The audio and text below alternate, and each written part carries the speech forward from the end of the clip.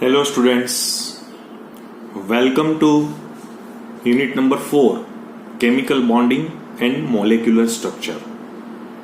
As we know that in our first session of this chemical bonding and molecular structure, we introduce what is in the chemical bonding and molecular structure. Just in a brief, we know that atoms of different elements which do not exist in nature in a free stage apart from those of the noble gases, but atoms of the same element or different elements combine together in a stoichiometric ratio to form a single species which is called as a molecules, and they have a certain characteristics properties. So here the question is, how do atoms combine to form a molecules? Another question is, why do atoms forms bond? So the answer is like that, a molecule will only be formed. Mind well, it's a most important statement and it's a universal statement. A molecule will only be formed if it is more stable and has a lower energy than the individual atom. Okay? To understand what is happening in the terms of electronic structure, first group number 18 elements. This comprise the noble gas like helium, neon, argon, krypton, xenon, radon. We know that which are not worthy for their chemical inertness. Until 1962, there is a graduate student's name is Neil Bartlett, who isolate the fluorides of xenon, the elements of group 18 were thought to be chemically inert. The early theories regarding to the chemical bond, which is based on the assumption, at presently this theory are now discarded, that the elements of group 18 had a stable electronic configurations. Normally, only electrons in the outermost shell of an atoms are involved in forming bonds, and by forming bonds, each atom acquires a stable electronic configuration. So the most stable electronic arrangement is a noble gas structure, and many molecules have this arrangement. So a chemical bond which is apparently exists between atoms in a molecule is a force that holds bonded atoms together. Basically, it is the same kind of electrostatic attractions that binds the electrons of an atom to its possibly charged nucleus. Okay? So, chemically bonding occurs between two atoms when their electrons are simultaneously attracted by a two nucleus, and it causes the energy of the combining atom to become lower than when they are apart.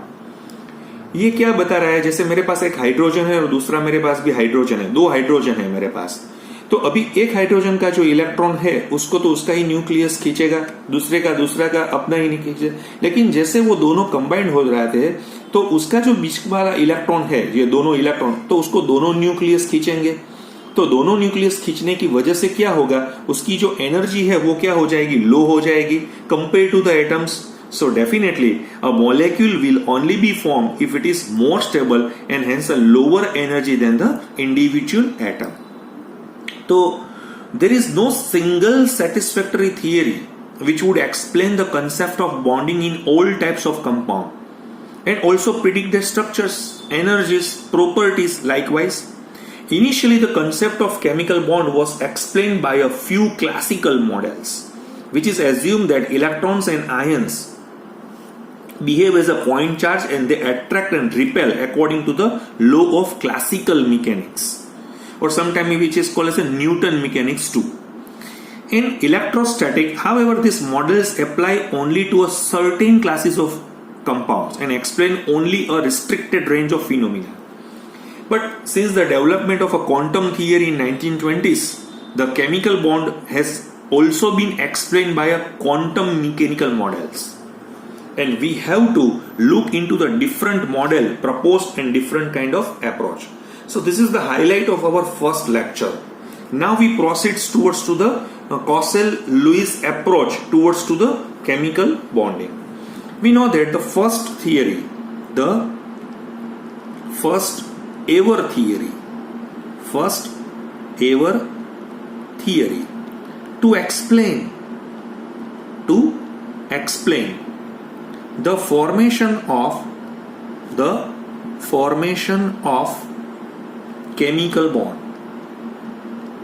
ये first theory है, इसमें काफी drawback है, लेकिन हमें जो step by step है इस तरह से ही मुझे जाना पड़ेगा. So what are the drawbacks that we have to observe in the Kossel Lewis approach, then the next theory is coming. Okay, so the first ever theory to explain the formation of chemical bond was proposed by Cosel and Lewis in 1916. Okay, so it's the first theory in 1916. Okay, so this theory is also known as a electronic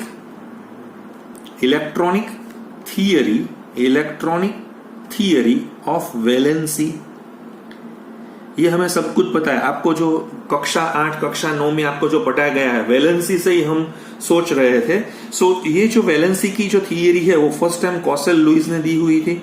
the theory was based on the following observation. तो अभी हम क्या देखेंगे, उसका observation देखना चाहेंगे.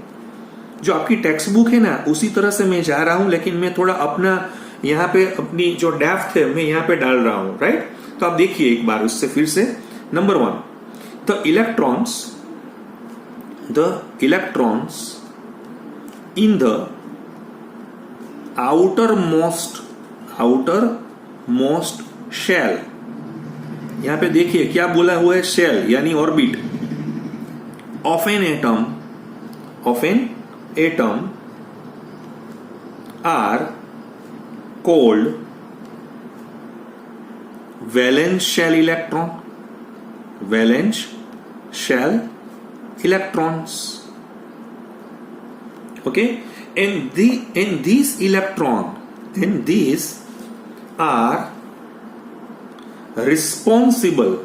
are responsible for most of the properties of the element. वही जिम्मेदार है, वही रिस्पॉन्सिबल है जो भी प्रॉपर्टीज है उसके लिए. वैलेंस इलेक्ट्रॉन जिम्मेदार है. कौन बोल रहा है, कॉसेल-लुईस. लेकिन ये सच नहीं है, पूरा सच नहीं है, क्योंकि it's a beginning of theory है.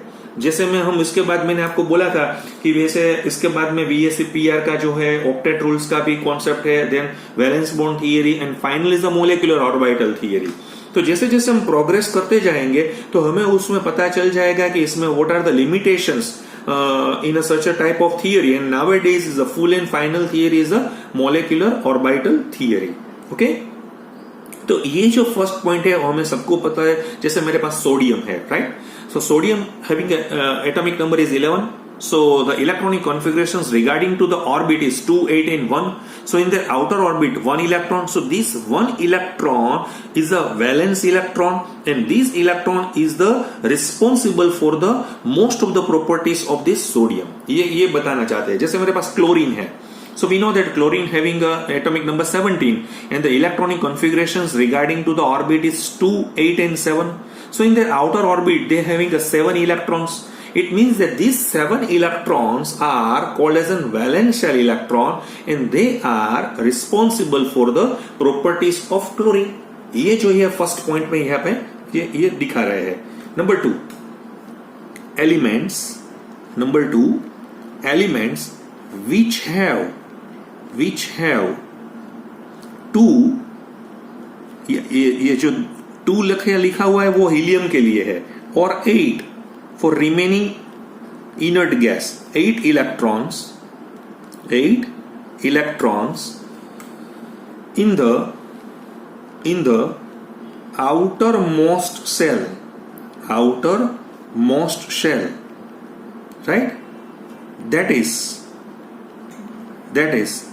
have their octet complete are stable stable, and do not combine, right? Chemically either with each other or other elements.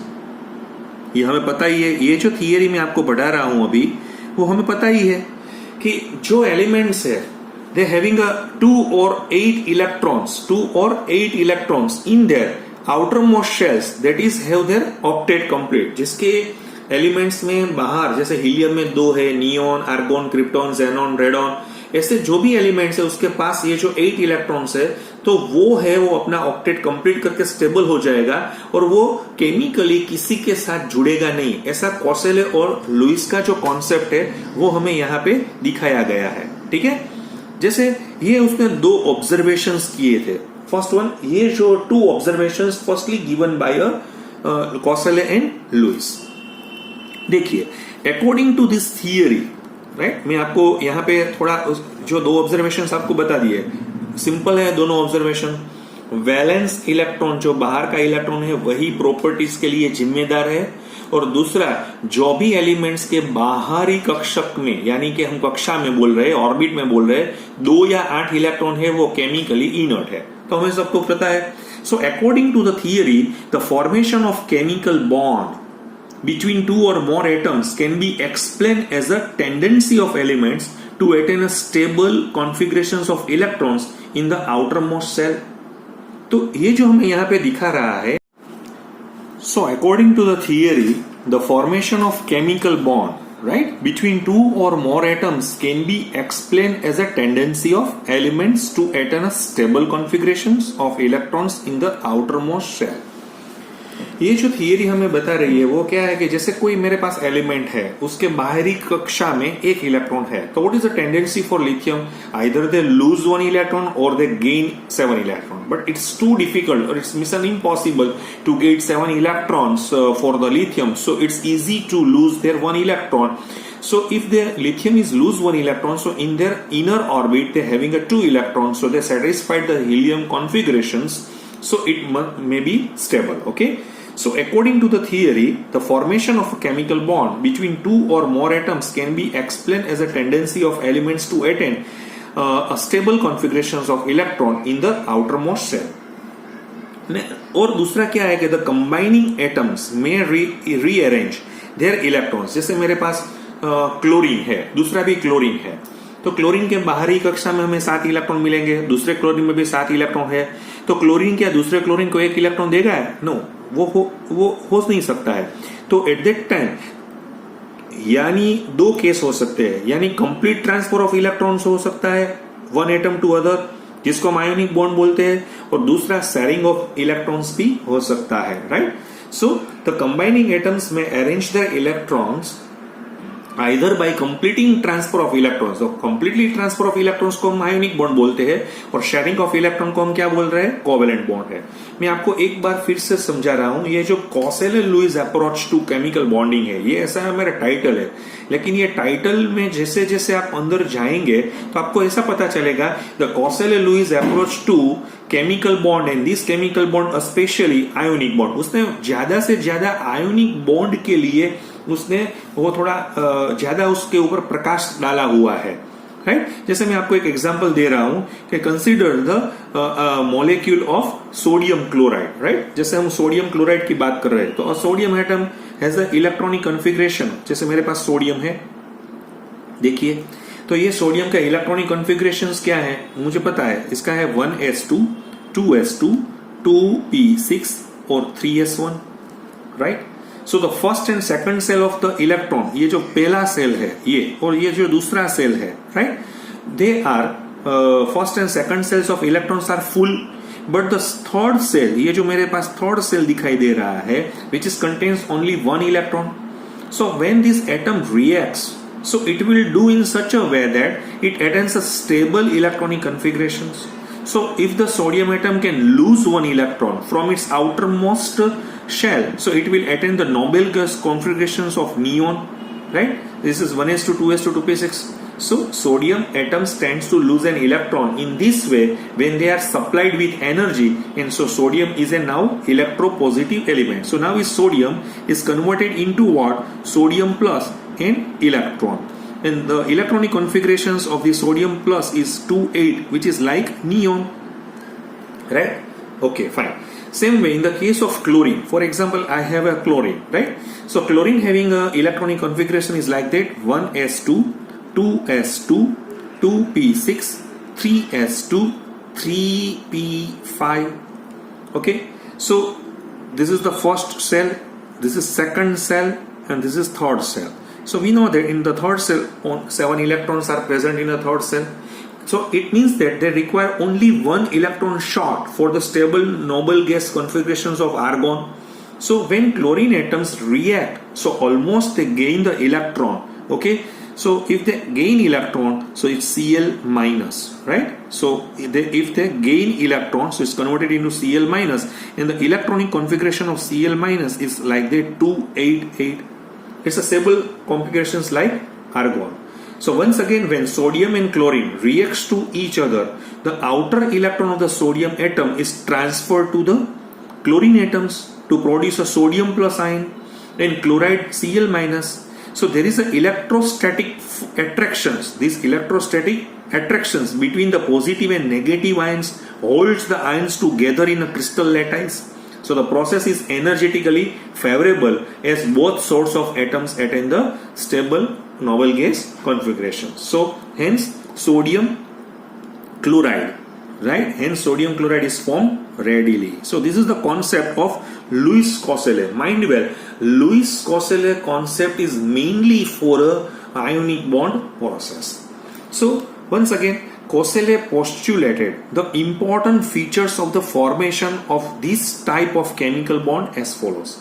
This postulates को आपको पता है, postulates का मीनिंग ये होता है कि उसने assumption किया हुआ है, यानी hypothesis दिया हुआ है, उसने कोई ऐसा practical के तरह से नहीं समझाया हुआ है. ये जो बना है तो उसके पीछे का मैजिक या उसके पीछे का मैकेनिज्म क्या होगा, वो उसको postulates हम बोल सकते हैं.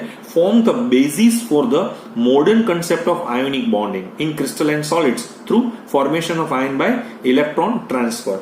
So ज्यादा से ज्यादा कोसेले का जो पोस्टुलेट्स है, हमें पता है कि वो आयोनिक बॉन्ड को ज्यादा से ज्यादा अच्छी तरह समझा रहा है.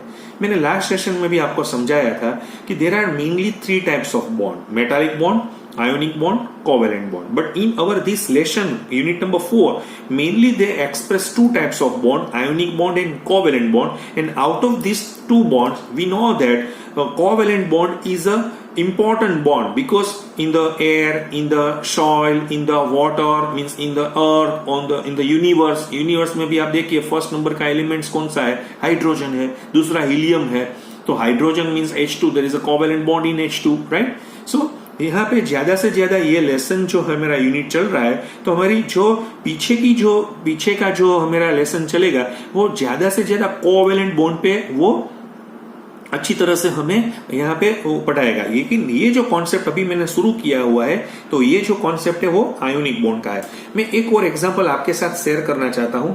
जैसे मेरे पास मैग्नीशियम है, राइट? तो we know that the magnesium electronic configuration of magnesium is like that 1s2, 2s2, 2p6, 3s2. So उसमें क्या होगा, इसका फर्स्ट सेल कंप्लीट है, सेकंड सेल भी कंप्लीट है, ऑक्टेट है, लेकिन थर्ड सेल जो आप यहाँ पे दिख रहे हैं तो वो 2 इलेक्ट्रॉन्स है, वो क्या करेगा, राइट? वो लूज कर देगा. अच्छा, दूसरा मेरे पास सामने ऑक्सीजन है, तो ऑक्सीजन का इलेक्ट्रॉनिक कॉन्फ़िगरेशन है 1s2, 2s2 because the atomic number of oxygen is 8 while here the 12. So 2 + 2 means यहाँ पे 4 होगा. तो यहाँ उसको, क्योंकि उसके फर्स्ट सेल तो कंप्लीट हो गया है, सेकंड सेल में 6 इलेक्ट्रॉन है, तो अभी उसको ऑक्टेट के लिए 2 इलेक्ट्रॉन चाहिए. So they gain 2 electrons, right, and converted into what, O-2. So oxide. तो यहाँ पे स्टेबल कॉन्फ़िगरेशंस क्या हो गया है, मेरे पास 2-8 का मेरे पास स्टेबल कॉन्फ़िगरेशंस है, और यहाँ पे भी 2 और 8 का नियोन का इलेक्ट्रॉनिक कॉन्फ़िगरेशन हो गया है. Now Mg is +2, right? And O is -2. So there is an electrostatic force between this magnesium and oxygen. And this electrostatic force is a totally transfer of an electron and is called as an ionic bond. तो उसने जो कॉसेल और Lewis ने है वो मुझे इस तरह से, मैं इसका जो पोस्टुलेट है मैं आपको फिर से यहाँ पे मैं दिखाना चाहता हूँ. देखिए ये थोड़ा डिस्क्रिप्टिव है ना, इसलिए मैंने लिख लिया है ताकि मेरा टाइम है वो वेस्टेज ना हो सके. ये मेरा जो अभी जो मैं पोर्शंस यहाँ पे दिखा रहा हूँ उसने क्या पोस्टुलेट्स किए इन द पीरियोडिक टेबल. तो आपको ये जो दो मैंने एग्जांपल दिया, आपको क्या पता चला कि कब आयोनिक बॉन्ड हो सकते हैं. तो देखिए on your left hand side of the periodic table जो मेटालिक है, right, on the left hand side of periodic table when they reacts with the right hand side of the non-metals, okay, so definitely they form a ionic bond. Okay, so in the periodic table the highly electronegative halogens and electropositive alkalis metals which are separated by a noble gas. Okay, number 2 उसने क्या बताया, the formation of a positive ion from an atom is associated with a loss of electrons and formation of negative ion is associated with the gain of electron. बिल्कुल हमें पता है, ये मैं जो आपको ये पढ़ा रहा हूँ ना वो आयोनिक बॉन्ड ही है जो आपने 8, 9, 10 स्टैंडर्ड में पढ़ा हुआ है. लेकिन उसको किसने बताया, कैसे बताया, उसका रेफरेंस क्या दिया हुआ है, मैं आपको इसी उससे उसको आपको फेमिलियर करना चाहता हूँ. So the formation of positive ions from an atom is associated with loss of electron and formation of negative ion is associated with the gain of electron. हमें पता है. So the driving force for the formation of positive and negative ion is to attain noble gas. क्योंकि उसने sodium ने क्यों loose किया, क्योंकि उसकी अंदर की प्रोसेस क्या है कि मैं स्टेबल हो जाऊं. तो स्टेबल कब होगा, वो एक इलेक्ट्रॉन लूज करके वो इनर्ट गैस की तरह बिहेव करना चाहता है. So which is associated with the extra stability. Bond formation between negative and positive ion is stabilized by electrostatic attraction. So physics का ये है. What is the meaning of electrostatic? The electrostatic force is a force between a two charged particle, right? यहाँ पे charged particle होगा, वहां पे हम इसका जो है वो ऐसे हम दिखा सकते हैं. तो इससे पॉजिटिव है तो उसमें भी इलेक्ट्रोस्टैटिक की फोर्स हो, लेकिन वो इलेक्ट्रोस्टैटिक रिपल्जन है. यहाँ पे दोनों है, पॉजिटिव और नेगेटिव है. So there is a attraction, so it's called as an electrostatic attraction. The bond formation that result from electrostatic attractions between the positive and negative ion also called as an electrovalent bond. तो आपको मालूम है ionic bond का दूसरा नाम क्या है, electrovalent bond भी उसको रखा गया है, right. The other name because the term, क्यों ये टर्म क्यों आई इलेक्ट्रोवेलेंट का, because the term electrovalence was used to represent the number of unit of charge involved in the bond formation or the change on the participating ions. जैसे मैं sodium chloride का मैंने बताया है, तो sodium is assigned electrovalence as a 1. मैंने अभी magnesium का बताया तो मैग्नीशियम का 2 है इलेक्ट्रोवैलेंस. सो इसको इलेक्ट्रोवैलेंट बॉन्ड भी कहा जा रहा है.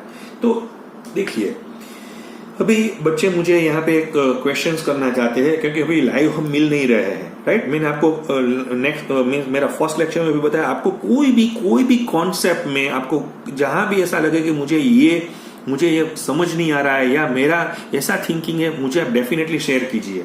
मैंने आपको ना व्हाट्सएप नंबर भी डाला हुआ था, मैं फिर से बता रहा हूं, मेरा व्हाट्सएप नंबर है 9925455963, राइट. मुझे इसमें आप मैसेज भी भेजिए. फाइन. मैं अभी आपको जो बता रहा हूं कि जो ये जो कॉन्सेप्ट है बिल्कुल इजी है, इसमें से कोई क्वेश्चन है मैं नहीं समझ सकता हूं कि आपके कोई एग्जाम में आ सकता है, लेकिन एक कॉन्सेप्ट है, ये कॉसेल-लुईस अप्रोच क्या है तो आपको उसको उसी नजर से देखना पड़ेगा. बाकी अभी आप सभी को आयोनिक बॉन्ड का पूरी तरह से पता है. अभी मैं आपके साथ एक और बात करना चाहता हूं और वो है Lewis symbol. It's a important concept. Okay, देखिए आप ये लुईस सिंबल फ्यूचर में आपको कितना उसको आपको जो है वो इंपॉर्टेंट होगा. So what is the meaning of Lewis symbol? So in the formation of a chemical bond, only the outer shell electron of an atom known as a valence electron. हमें पता है कोई भी केमिकल बॉन्ड है, ये देखिए ये जो अभी मेरा जो मैंने अभी इंट्रोडक्शन दिया हुआ है, मेरा क्या है, मैं अभी पास्ट में हूं, राइट. मैं टाइम मशीन में पीछे चला गया हूं. अभी मैं नियर अबाउट 1916 की बात कर रहा हूं. तो 1916 में कौन सा क्या प्रोसेस चल रहा था. So in formation of a chemical bond only the outer shell electrons of an atom known as an valence electron and they take part. So whereas the inertial electrons are protected and do not participate in the bond formation, जो inner है वो bond formation में participate नहीं होंगे क्योंकि वो protect हो गए हैं. Okay, so a simple notation, उसको मुझे दिखाना कैसा है, a simple notation to represent the atoms with its valence electron using dots was introduced by American chemist. The full name is Gilbert and Lewis, or sometimes it's called as G and Lewis, and his notation is known as a Lewis symbol.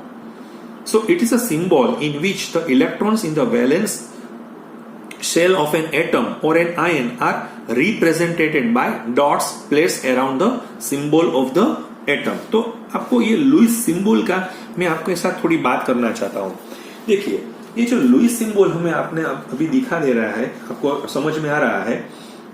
पहले देखिए, मैं आपको थोड़ा first period का मैं दिखा रहा हूं. देखिए, फर्स्ट पीरियड में जैसे मेरे पास हाइड्रोजन है, ये फर्स्ट पीरियड में, राइट, और दूसरा मेरे पास यहाँ पे हीलियम है. तो हीलियम में मुझे कितने डॉट करने पड़ेंगे? 2 डॉट करने पड़ेंगे, right. So in the second period which starts from lithium, right, then beryllium, then boron, carbon, nitrogen, oxygen, fluorine and neon. Third period में क्या है मेरे पास? Sodium, magnesium, aluminium, silicon, right, मेरे पास सिलिकॉन है. दूसरा मेरे पास नेक्स्ट मेरे पास फास्फोरस आ जाएगा, सल्फर है, क्लोरीन है, आर्गॉन है. देखिए मैं क्या बता रहा हूं आपको, ठीक है. ये हमें पता है, ये फर्स्ट पीरियड का मैं बात कर रहा हूं, ये फर्स्ट पीरियड है. नेक्स्ट वन ये मैं जो दिखा रहा हूं वो ये सेकंड पीरियड है, और नेक्स्ट इसके बाद मैंने दिखा रहा है वो थर्ड पीरियड है, राइट. देखिए, हमें लिथियम का एटॉमिक नंबर 3 है, तो उसकी बाहरी कक्षा में कितने हो गए? 1. So only 1 dot. बेरिलियम है तो 2 है, तो मैं यहाँ पे 2, लेकिन एक साथ 2 नहीं करने हैं, एक साथ 2 आपको नहीं बताने हैं. मैं तो आपको एक अच्छी तरह से गए, क्योंकि मेरे जो टीचर थे वो तो ऐसे पढ़ा रहे थे कि बोरोन के बाहरी कक्षा में 3 इलेक्ट्रॉन है, तो आप मेरी गो राउंड से चलिए, 12 o'clock, 3 o'clock, 6 o'clock, ऐसे आप बता दीजिए. कार्बन है आपके पास, तो यहां से शुरू कीजिए, 1, 2, 3, 4, क्योंकि इसकी बाहरी कक्षा में 4 इलेक्ट्रॉन है. नाइट्रोजन है तो आप यहां से शुरू करिए, 1, 2, 3, 4 एंड 5. तो अभी ये जो आपका यहाँ पे आ जाएगा. कहीं लोग ऐसे करते हैं 1, 2, 3, 4, 5 ऐसे कर देते हैं. नहीं, ऐसा नहीं करना है. उसका एक क्लॉकवाइज रिप्रेजेंटेशन आपको करना है. ये आपको कहीं भी बुक में समझाया नहीं है, राइट. ऑक्सीजन है तो मेरे पास, मुझे पता है, तो outer orbit having a 6 electron, तो 1, 2, 3, 4, now 5 and 6. So this is the representation of oxygen. Same में फ्लोरीन का मुझे करना है, तो 1, 2, 3, 4, राइट, 5, 6, 7, 8 हो गया. नियोन का तो मेरे पास कंप्लीट ही हो गया, 1, 2, 3, 4, 5, 6, 7. So it's a Housefull because it's a inert gas. जैसे थर्ड पीरियड में सोडियम का मेरे आउटर में 2 है, मैग्नीशियम के आउटर में मेरे 2 है, एल्यूमिनियम के आउटर में मेरे पास 3 है, सिलिकॉन के आउटर में मेरे पास 4 है, यहाँ पे 5 है, तो वो तो सेम ही चलेगा. जैसे ऑक्सीजन का मैं बता रहा हूँ, सल्फर का मैं बता रहा हूँ, इसके आउटर में 6 है, तो 6 इलेक्ट्रॉन्स मुझे इस तरह से मुझे दिखाने पड़ेंगे. क्लोरीन के 7 है, तो 7 में देखिए मैं ये बता रहा हूँ, लेकिन आपको मेरी को राउंड से ही चलना पड़ेगा. और आर्गोन का तो कंप्लीटली है. फाइन, आपको पता चल गया कैसे हमें ड्रॉ करना है. देखिए, इसका की पॉइंट में क्या बता रहा हूं, आप समझिए. The number of dots around the symbol जो आपके पास दिखाई दे रहा है, so they states, they represent the number of valence electron. ये जो आपको बता रहे हैं वो वैलेंस इलेक्ट्रॉन ही है. So the number of valence electron, जैसे हमें पता है कि इसका वैलेंस इलेक्ट्रॉन 1 है, इसका 2 है, इसका 3 है, तो उससे हमें ये भी पता चल सकता है कि वो कौन से ग्रुप में है. ये ग्रुप 1 है, ये ग्रुप 2 है, ये ग्रुप 3 है, ग्रुप 4 है, ग्रुप 5 है, ग्रुप 6 है, ग्रुप 7 है, ग्रुप 8 है, वो भी पता चल सकता है. और दूसरा हमें ये भी पता चल सकता है in calculating the group valence of the elements which is generally equal to the number of dots around the symbol और 8 minus the number of dots. कई बार हमें ऐसा भी पता चल सकता है कि जैसे मेरे पास जो, लेकिन इसमें एक दिक्कत है, आपको मैं अभी समझा रहा हूं कि इसमें ये जो लुइस सिंबल है ना, उसका भी एक ड्रॉबैक है, उसका भी एक फेलर है. मैं अभी आपको बताऊंगा, ठीक है. पहले हीलियम है ना, helium is a noble gas. We know that this helium is a noble gas. Okay, so they have only a field of 1s subcell containing 2 electrons. So helium has a stable electronic configurations with only 2 electrons compare to the other noble gas with an octet of electron. तो कई बार हम इसको duet भी बोलते हैं और बाकी के सभी ऑक्टेट वाले ही हमें पता है। ठीक है, देखिए अभी ये तो मैंने अभी आपको लुईस सिंबल्स मैंने आपको कहां पे बताया है, first second and third periods के लिए बताया हुआ है। ओके, ये तो मैंने एलिमेंट का बताया हुआ है। लेकिन जैसे हमें कोई क्वेश्चंस कर रहा है कि the structure of a molecule using the Lewis symbol is known as a Lewis structure. जैसे मेरे पास सोडियम क्लोराइड का मुझे लुईस स्ट्रक्चर डायग्राम मुझे बताना है, तो मैं क्या करूंगा, देखिए मेरे पास सोडियम है, उसके बाहरी में 1 इलेक्ट्रॉन है, और क्लोरीन है, उसके बाहरी में कितना है 1 2 3 4 5 6 7 है। देखिए मुझे पता है कि सोडियम 1 इलेक्ट्रॉन अपना लूज कर देगा, तो which is converted into what, Na+। And chlorine का जो ये है तो इसमें ये हो जाएगा 1 2 3 4 5 6 and it's a minus in charge, तो this is sodium plus and Cl minus chloride है। सो अच्छा, जैसे मैं एक और बताना चाहता हूं, मेरे पास है कैल्शियम क्लोराइड मैं आपको बताना चाहता हूं। जैसे मैं कैल्शियम क्लोराइड आपको बताना चाहता हूं, देखिए कैल्शियम के बाहरी में कितने हैं इलेक्ट्रॉन है, 2 है, क्योंकि इसका नंबर इज 20। ओके, क्लोरीन के बाहर में कितने हैं 1 2 3 4 5 6 7, और दूसरा भी क्लोरीन है ना 1 2 3 4 5 6 7। ओके, तो क्या होगा, जैसे ये दोनों रिएक्ट हो जाएंगे तो Ca they lose their 2 electron, so Ca+2 हो जाएगा, और दूसरा मेरे पास जो Cl मुझे मिलेगा तो इसका तो पूरा ऑक्टेट हो गया, राइट। और same way Cl having a octet, okay, so they having a minus charge, so now is converted into calcium chloride। और एक एग्जांपल भी आपको मैं आपको क्या बता रहा हूं, the formation of calcium chloride may be consider in a similar way. So calcium having 2 electrons in their outer most shell, so calcium atom lose 2 electron and 2 chlorine atom forming a calcium ion and 2 chloride ion. So मैंने इस तरह से represent उसका बताया है। Consider what happens when the electrons with lithium metals into contact with the oxygen. Lithium में क्या होगा, जैसे मेरे पास मैंने आपको लिथियम का बताया हुआ है, तो लिथियम का इसका 1 इलेक्ट्रॉन है, दूसरा लिथियम का भी 1 इलेक्ट्रॉन है, और मैं उसको ऑक्सीजन के साथ फॉर्म करना चाहता हूं। देखिए ऑक्सीजन का मुझे ये पता है, तो लिथियम अपना 1 इलेक्ट्रॉन इसको देगा, तो दूसरा लिथियम इसको यहाँ पे दे देगा। So now it's converted into what, so it's converted into Li+, but लेकिन 2 लिथियम है ना, 2 लिथियम है तो 2 Li+ हो जाएगा, और दूसरा O है, O कैसा हो जाएगा, यहाँ पे -2 हो जाएगा, lithium oxide. So the formula is like that Li2O, तो हम Li2O की तरह से भी लिख सकते हैं। सो हम कैसे आयोनिक बॉन्ड, देखिए मेरा आज का जो पूरा लेक्चर्स है वो लेक्चर्स मैंने आयोनिक बॉन्ड पे ही डाला हुआ है, ठीक है। लेकिन ये जो मैंने रेफरेंस दिया हुआ है वो लुईस कोसेले का अप्रोच है। देखिए देयर इज अभी जो हम बता रहे हैं, लुईस और कोसेले का पैरामीटर्स क्या था, उसने सिर्फ और सिर्फ इनर्ट गैस को ही देखा हुआ है, लेकिन ये भी उसमें थोड़ा ड्रॉबैक्स है। देखिए अगले लेक्चर्स में आपको ऑक्टेट रूल और दूसरा में कोवेलेंट बॉन्ड की तरफ हम आगे चलेंगे। कोई भी दिक्कत हो तो मुझे डेफिनेटली मैसेज कर सकते हैं। Thank you very much.